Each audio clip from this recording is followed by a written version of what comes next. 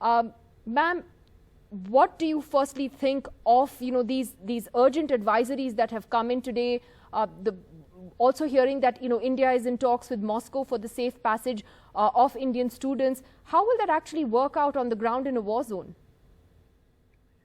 Thank you, Nidhi. First and foremost, I think one must appreciate the fact that the war situation in Ukraine has now become a humanitarian crisis. You mentioned our students. Obviously, it is the priority for all of us to ensure that they get out of Ukraine safely and securely.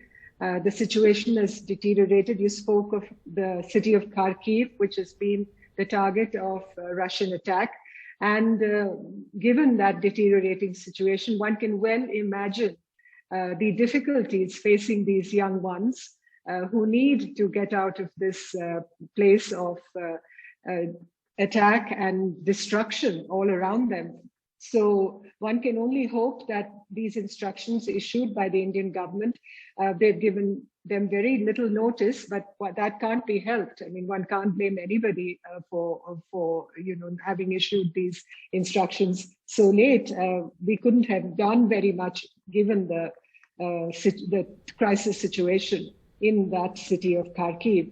One prays that the students get out safely and that they are able to be repatriated home and reach their loved ones. But obviously the priority of the government has to be to ensure the safety of our nationals, Indian nationals. That is always one of the topmost priorities in any foreign policy that we execute.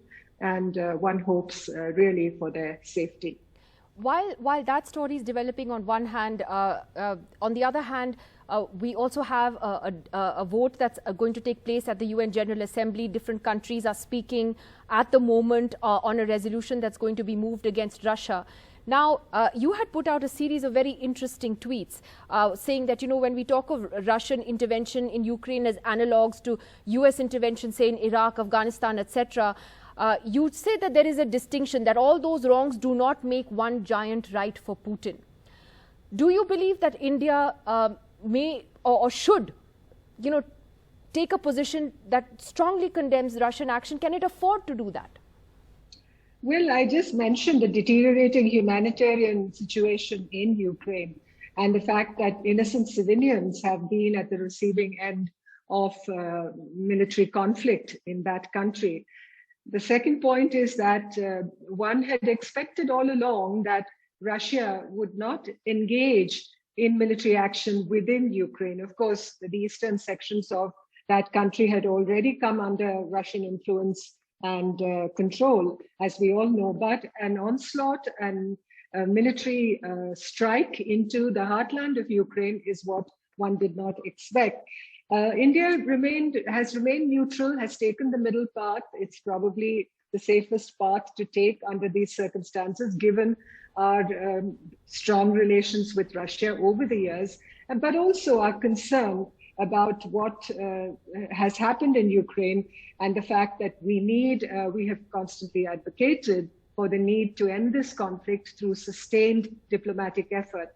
But given the fact that the situation is evolving so rapidly, how much of a challenge it will be for India to maintain this position is obvious to all of us. And we'll have to see how the vote on this UNGA resolution goes. I noticed that one of our closest friend and partner, Bhutan, has voted in favor of the resolution against Russian aggression. That's interesting. I was going to point that out. In fact, Bhutan has talked about respecting sovereignty. In terms of values, again, at a time when India is facing a Chinese aggression on our borders, and when we talk of the respect for the rule of law, of sovereignty, doesn't that moral imperative then increase on India to take a position here? I think there is definitely a moral imperative. You know, one can adopt the standard line that there's very little room for morality in international politics, that one acts in one's interest.